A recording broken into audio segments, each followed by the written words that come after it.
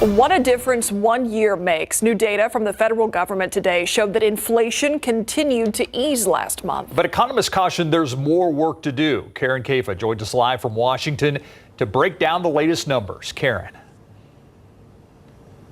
Yeah, Stephen Myra, last year at this time, we were talking about inflation levels at 4-decade highs. Well, today's report came in at 3%. That is the lowest we have seen in more than 2 years.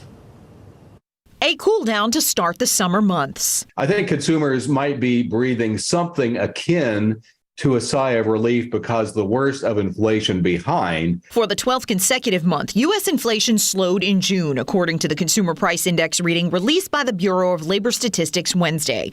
Overall, consumer prices increased 3% year over year, the government said, far from a peak of 9.1% last June when prices climbed at their fastest annual rate since November 1981. So this isn't a much better place, but it's not yet to the promised land of where we want to be. We still see some elevated prices for things that are important. It's good news for consumers at the grocery store, with overall food prices continuing to moderate and the index for meat, poultry, fish, and eggs falling in June. Energy prices fell. Gasoline prices are down 26% from last year. Airfares dropped too. But shelter costs remain stubbornly high, and the Bureau of Labor Statistics said that accounted for the bulk of the June increase. The overall number also good news for the Federal Reserve. The jobs report released by the Labor Department last Friday showed a strong but slowing U.S. labor market. The Fed rolled out 10 consecutive rate hikes prior to last month's meeting in an effort to tame inflation. The central bank is expected to raise rates again at the end of the month. So some good news there for things like summer travel. You've got gasoline, airfare pulling back, but overall inflation still a little bit higher than where the Federal Reserve would prefer it sit. Their target inflation rate is 2%. Stephen Myra? So, Karen, in the next couple of weeks, a lot of people doing back to school shopping. So in this report, what can we take away for key items in terms of that?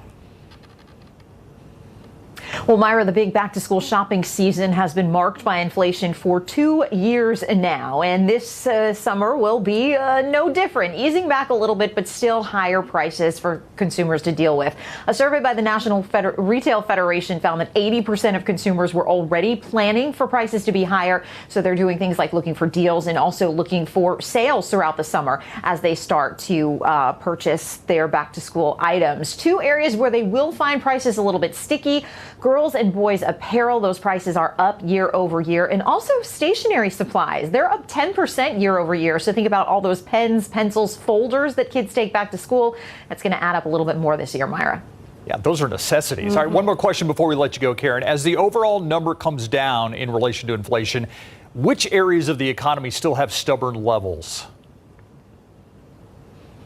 Well, Steve, shelter seems to be the big one. And this is something that's a little bit tricky for the Federal Reserve. So they made those interest rate hikes in an effort to slow down spending. And one of those areas was in the hot housing market.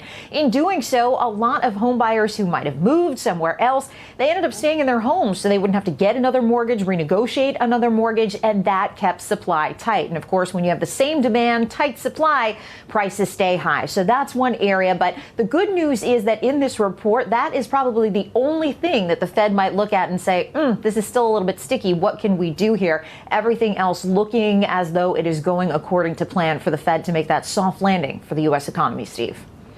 All right, Karen Kafa live from Washington for us this evening. Thank you. 3 people dead, 14 others injured after a bus crash in Illinois. State police say a Greyhound bus hit 3 tractor trailers early this morning on I-70. According to police, the tractor trailers were all parked along an exit ramp on the interstate. All the people killed were passengers on that bus. No one inside those vehicles were injured. A congressional investigation has found that some of the largest tax prep companies spent years sharing Americans' financial data with tech giants. The report details how TaxSlayer, H&R Block, and TaxAct allegedly gave out sensitive information to Meta and Google without consent. That's a potential violation of federal law. According to the report, the companies allegedly shared details about filing status, adjusted gross income, and the size of tax refunds. The companies told lawmakers the data had been scrambled to help protect privacy. In a statement, H&R Block said it takes client privacy very seriously The lawmakers recommended the Treasury and Justice Departments investigate. Ukrainian President Volodymyr Zelensky leaves the NATO summit in Lithuania without an invitation to join NATO. But he is still calling that two-day summit a victory for his country. Laura Aguirre has more as that summit wraps up. All our allies agreed Ukraine's future lies in NATO.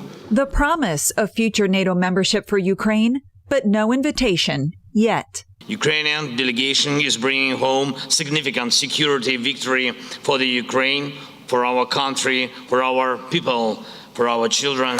Victory in the form of substantial security guarantees and aid, confirmed by G7 leaders Wednesday, designed to strengthen Ukraine's economic and military resilience against Russia's aggression. You have to know that you spend this money for not just for fighting.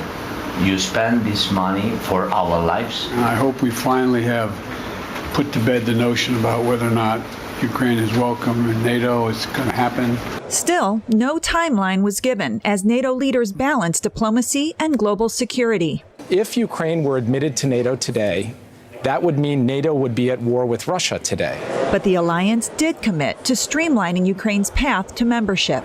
In Russia, the Kremlin issued a warning regarding summit events Wednesday, saying NATO security guarantees for Ukraine would only endanger Europe's future for years to come. A warning that didn't dent U.S. resolve. We will not waver.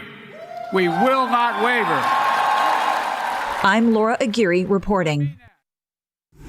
Still ahead, Vermont continues to deal with severe flooding hitting that state. A look at the water rescues and evacuations happening now. Next.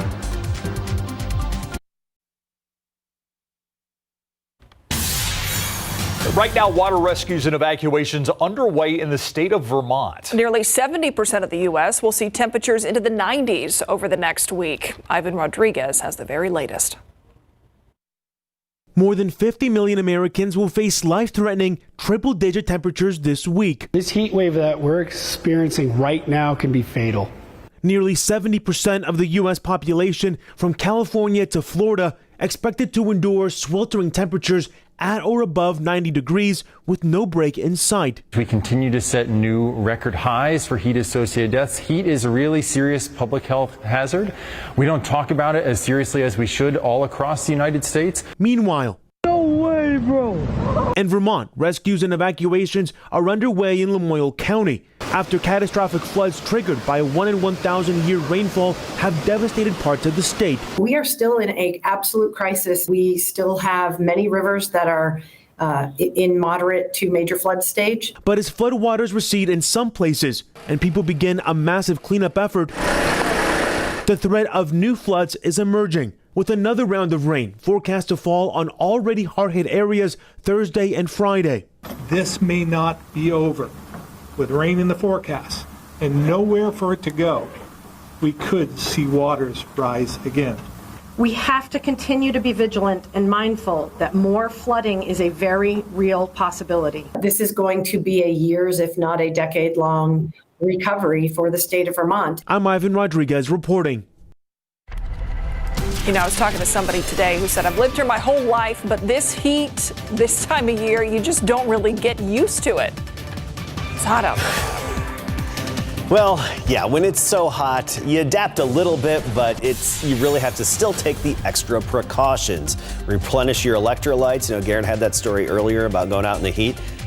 The expert said salty snacks, that's replenishing your electrolytes. I always say, have a pickle before going outside if you're going to be sweating a lot outdoors and you know you'll be out there for a while. Replace that salt in your body. 104 degrees. That was our temperature right now, and that's our high for the day. 9 o'clock will be 10 degrees cooler at 94, and tomorrow morning we start the day right near 80. More record-challenging warmth. We'll get to that along with space station flyover visible tonight. Details in a sec.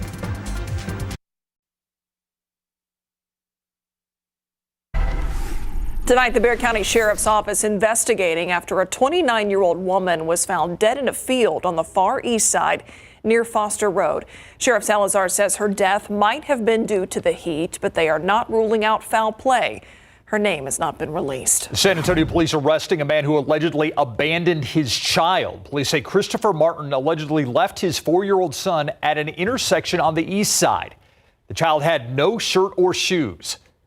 The father charged with abandoning or endangering a child. HCA Healthcare, which owns Methodist Hospital, is currently dealing with a data breach. The company says patients' information, like their names and phone numbers, were leaked in an online forum. A company spokesperson says no private information was leaked. The city of San Antonio will open more than 30 locations as cooling centers. The locations, city libraries, as well as community and senior centers.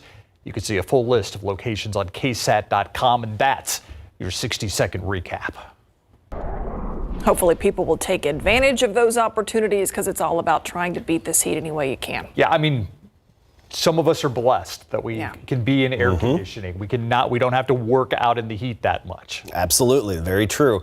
And if you do have to get outside, take the breaks, try to limit your exposure to the sun as much as possible, stay in the shade, and get that early start and early finish if you can.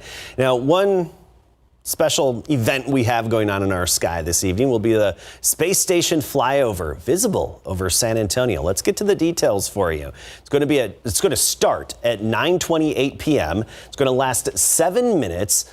Look to the southwest at 9:28 p.m.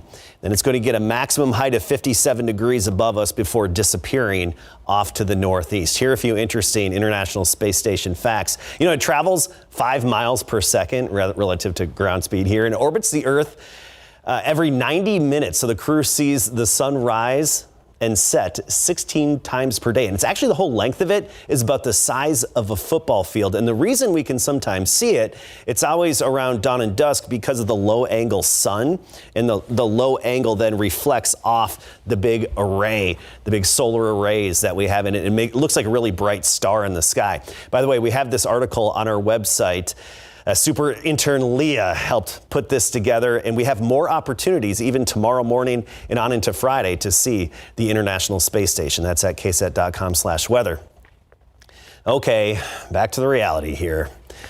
More record challenging heat. Today, 104. That's 1 degree shy of the record. We do anticipate getting close to, if not breaking the record, this upcoming weekend when the record's closer to 102. It's going to feel like 110, though. That's the thing. The heat index is still relentless with that mugginess and humidity out there. So it feels like it's 110, sometimes even a degree or two warmer. There is some action in terms of rain. I wish we could grab it and pull it our way, but parts of the Midwest and even the Mid-South getting it.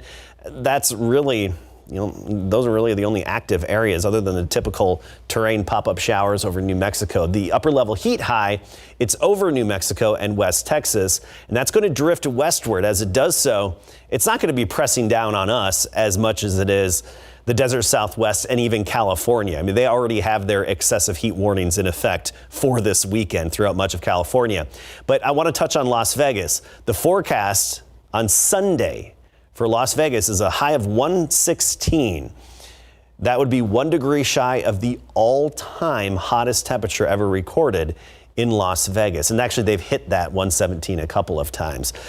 Phoenix is forecasting about 118, 119. Their all-time record is 122, so they're getting close to it as well. Regardless, this upper level high, it does move a little bit closer to us into next week, so we're just going to be high and dry.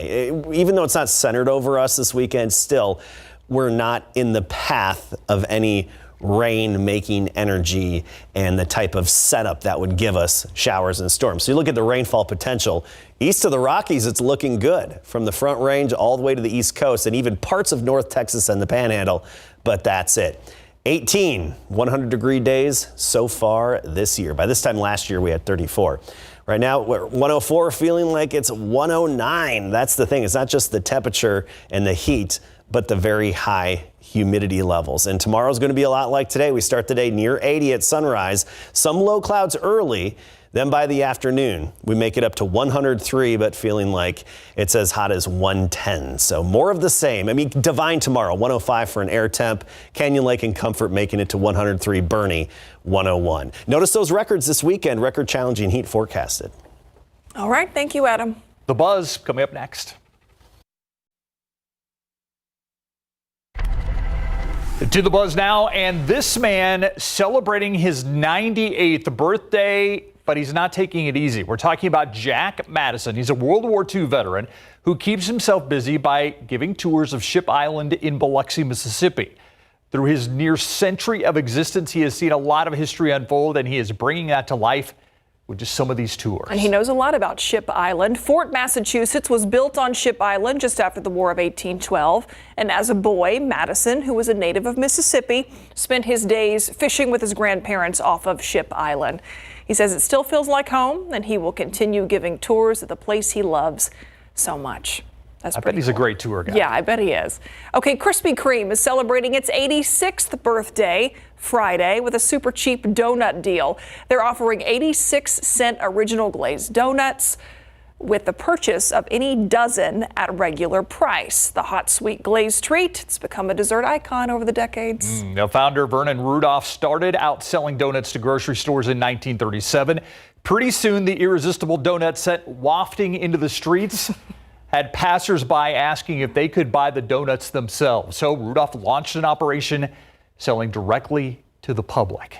I once had someone throw a Krispy Kreme at me. You did? Yeah. Did you catch it and say thank you? No, it missed me, but I was glazed. Oh, geez. Okay, we'll be right back. I tell you. Looking ahead, record challenging heat this weekend. Saturday, the record high, 102. That sounds like nothing these days, right? I think that's going to fall. I still can't get over glazed. I was lucky I was only glazed.